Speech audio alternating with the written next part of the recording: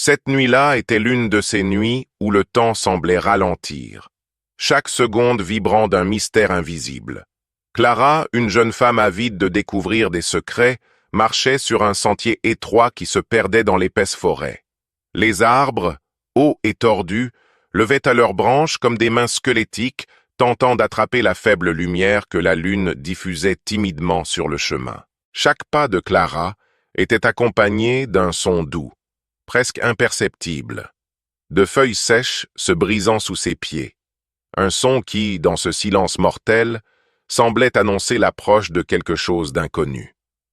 Depuis l'enfance, Clara avait été fascinée par les histoires que les anciens de la petite ville racontaient à propos de la maison abandonnée dans la forêt. Une construction de bois et de pierre, enveloppée de légendes et de secrets, où l'on disait qu'il y a des années, une famille entière avait mystérieusement disparu. Certains affirmaient que la maison était maudite, d'autres que des esprits vengeurs y habitaient, toujours en embuscade pour ceux qui osaient pénétrer sur leur territoire. Bien qu'elle connaisse les avertissements, la curiosité de Clara l'emportait toujours. Cette nuit-là, poussée par un mélange d'audace et du désir de découvrir la vérité, elle avait décidé d'y aller. La forêt semblait vivante. Le vent murmurait à travers les feuilles et l'air portait un parfum sucré, presque hypnotique, qui faisait que Clara se sentait à la fois étrangement attirée et terrifiée. L'odeur rappelait quelque chose d'ancien, un souvenir d'époque où des rituels secrets et des pactes mystérieux faisaient partie du quotidien. Le bruit lointain de branches qui se brisaient faisait accélérer le pas de Clara, mais ce n'était pas seulement le bruit de ses propres pas, quelque chose d'autre, une présence inexplicable, la suivait. Après un temps qui sembla une éternité, la silhouette de la maison commença à émerger parmi les arbres. Son apparence était aussi décadente que les histoires le laissaient entendre. Des murs en bois usés par le temps, des fenêtres brisées semblables à des yeux vides fixant le monde, et une porte principale entr'ouverte qui semblait l'inviter, ou peut-être la mettre en garde, de ne pas entrer. Pourtant, Clara était déjà envahie par une détermination inébranlable. En s'approchant, une lueur rouge commença à émaner de l'intérieur de la maison. Cette lueur était inhabituelle et troublante, comme si une flamme infernale avait été emprisonnée à l'intérieur. L'intensité de la lumière rouge semblait pulser, marquant le rythme d'un cœur qui battait à l'unisson avec la peur et l'anticipation de Clara. Lorsqu'elle posa enfin la main sur la poignée froide et rouillée, elle sentit un frisson parcourir sa colonne vertébrale. Elle hésita un instant, mais la curiosité, et peut-être une touche d'imprudence, la poussa à ouvrir la porte et à pénétrer à l'intérieur. L'intérieur de la maison était un contraste absolu avec le monde extérieur. L'air était lourd et chaud, presque étouffant, et un silence troublant régnait dans l'environnement. Clara se rendit compte que l'endroit était en complet désordre, comme si quelqu'un était parti précipitamment. Des objets éparpillés sur le sol, des meubles couverts de poussière et des toiles d'araignée formaient un décor mêlant abandon et une sensation inquiétante qu'un événement sinistre s'était produit ici récemment. La lumière rouge, qui provenait d'un couloir étroit, semblait guider ses pas, pulsant tel un signal d'alerte. En parcourant le couloir, chaque pas résonnait dans son esprit, rappelant les histoires qu'elle avait entendues. Les murs, marqués par de profondes fissures, semblaient raconter des secrets oubliés depuis longtemps. C'est alors que Clara remarqua quelque chose qui la paralysera. Une porte entr'ouverte, située au bout du couloir, d'où émanait la même lumière rouge qui la fascinait désormais. Elle savait que c'était la partie dont tous les récits murmuraient, l'entrée vers l'inconnu. Incapable de résister à l'impulsion, elle s'en approcha, et la main tremblante, poussa la porte. Au moment où la porte s'ouvrit complètement, la pièce devant elle semblait transcender le temps et l'espace. Un vieux miroir dominait le mur en face, reflétant non seulement son image, mais d'une certaine manière quelque chose de bien plus profond et sinistre. En fixant le miroir, Clara vit son propre visage se transformer de manière inexplicable. Ses yeux, qui brillait habituellement de vie, était devenu noir, comme si un abîme s'était installé à l'endroit où résidait autrefois son âme. Pourtant, le reflet esquissait un sourire macabre, un sourire qui ne correspondait pas à l'expression terrifiée que Clara ressentait. Soudain, l'atmosphère autour d'elle sembla changer. Une voix chuchotante, venant du miroir lui-même, résonna dans la pièce. « Maintenant, c'est ton tour. » Le son était glacial et perçant, et le cœur de Clara manqua un battement. Elle tenta de reculer, mais sentit ses pieds enracinés au sol, comme si la maison avait pris possession de sa volonté. Lentement, elle se retourna pour constater qu'auprès d'elle, une silhouette grande et mince émergeait des ombres. L'être était indescriptible. Une silhouette grotesque avec des contours qui rappelaient une forme humaine, mais déformée à l'extrême. Son visage était un masque d'horreur, où les traits habituels avaient été remplacés par des fentes vides et un sourire malfaisant qui semblait faire fondre l'obscurité elle-même. Clara, prise de panique, tenta de crier, mais le son se bloqua dans sa gorge. L'être avançait lentement, ses pas presque imperceptibles, tandis que l'atmosphère devenait plus dense et oppressante. Le reflet dans le miroir continuait de sourire comme s'il se délectait du tourment de la véritable Clara, désormais impuissante face au cauchemar. La sensation d'être observée était accablante, et chaque fibre de son être criait pour un échappatoire qui semblait inexistant. L'environnement commença à se déformer.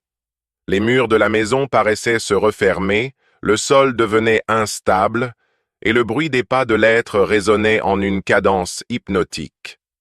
Clara avait l'impression d'être entraînée vers un abîme sans fin, où passé, présent et futur se confondaient dans un tourbillon de terreur et de désespoir. Au milieu de cette confusion, des éclairs de souvenirs déformés surgissaient dans son esprit, des moments heureux de son enfance qui, désormais, contrastaient cruellement avec l'obscurité qui l'enveloppait.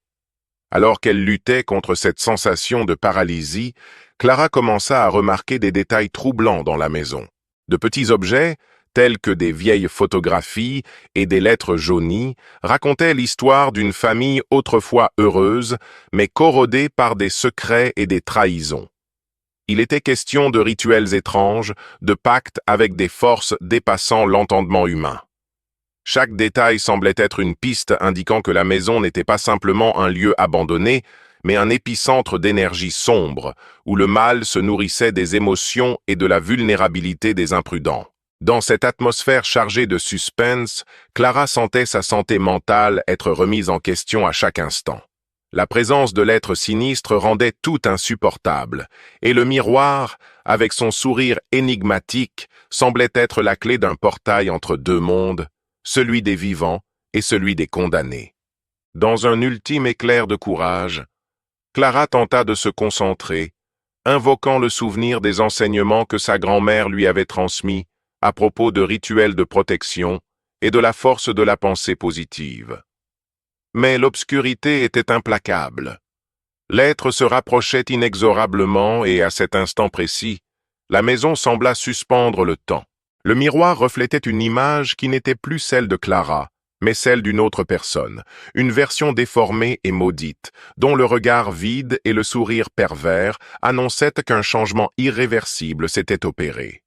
Un cri silencieux se forma dans son esprit, alors qu'elle réalisait qu'elle avait, d'une certaine manière, été perdue pour toujours dans cette dimension infernale. Dans un moment soudain et désespéré, le miroir commença à émettre une lumière intense, presque aveuglante, qui inonda toute la pièce. Clara sentit son corps être déchiré par une force invisible, comme si elle était aspirée dans le reflet même. Le temps se fragmenta en une série de moments chaotiques. La sensation de flotter dans un espace sans gravité, le son étouffé d'un cœur battant la chamade et la prise de conscience qu'ailleurs, la véritable Clara existait encore, emprisonnée derrière la barrière de verre. Lorsque la lumière se dissipa, le silence régna à nouveau. La pièce était vide, à l'exception du miroir, qui montrait désormais une scène troublante. À l'extérieur, la maison demeurait dans une inertie totale, Mais quelque chose avait changé dans la ville. Au loin, sous la lueur morne des réverbères, une silhouette marchait lentement dans les rues, la nouvelle Clara. Ses yeux autrefois pleins de vie étaient maintenant remplacés par une lueur sombre et dérangeante, signe que l'essence qu'elle possédait avait été échangée contre quelque chose qui n'appartenait pas à ce monde. Elle passait inaperçue parmi la foule, mais ceux qui la regardaient ressentaient un frisson indescriptible, comme s'ils étaient en présence d'un présage. Pendant que la nouvelle Clara poursuivait son chemin, la véritable Clara restait prisonnière du miroir, condamnée à observer son propre supplice. Chaque tentative d'évasion était étouffée par la présence sinistre de l'être qui régnait désormais sur la maison.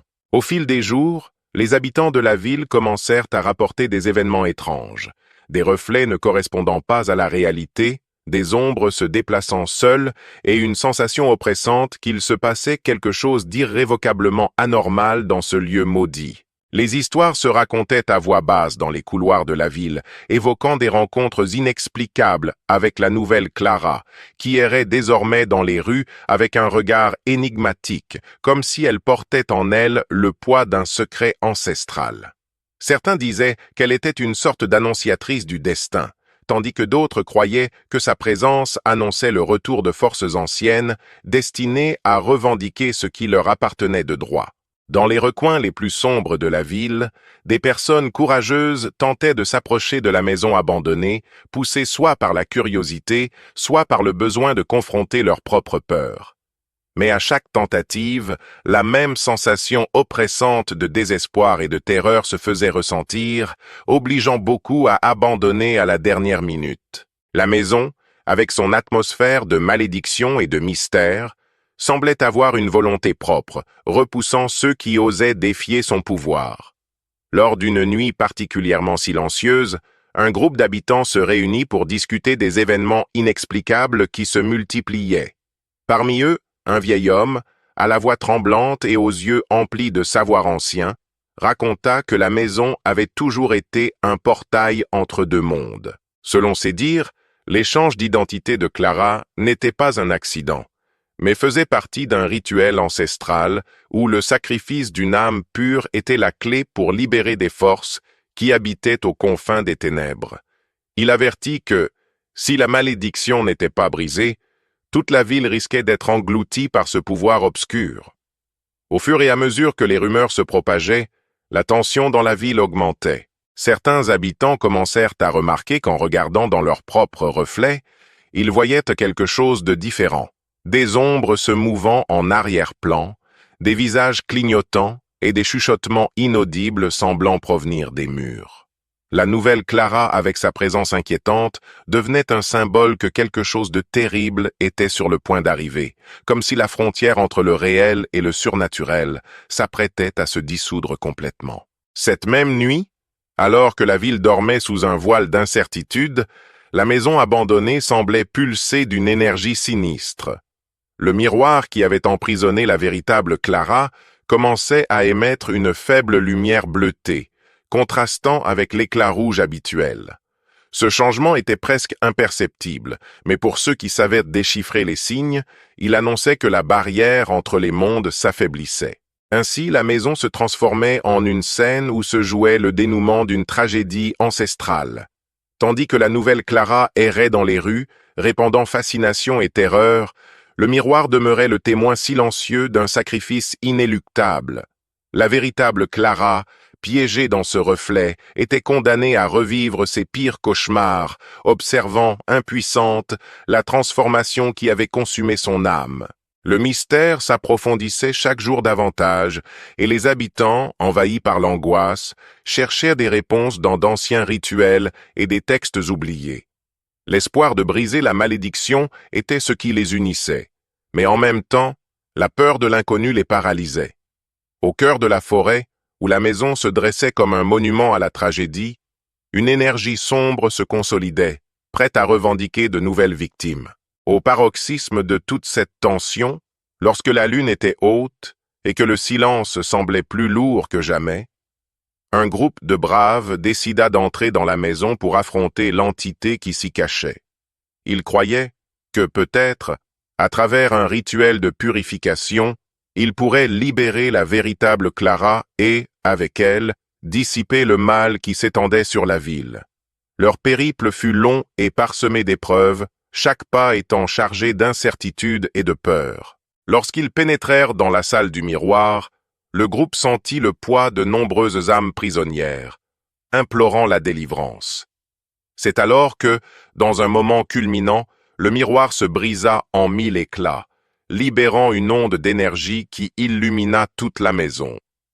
Parmi les fragments, la véritable Clara aperçut une chance d'évasion, mais le prix serait élevé. Elle devrait sacrifier une partie de son essence pour sceller le portail reliant les mondes. Les larmes aux yeux et une détermination farouche,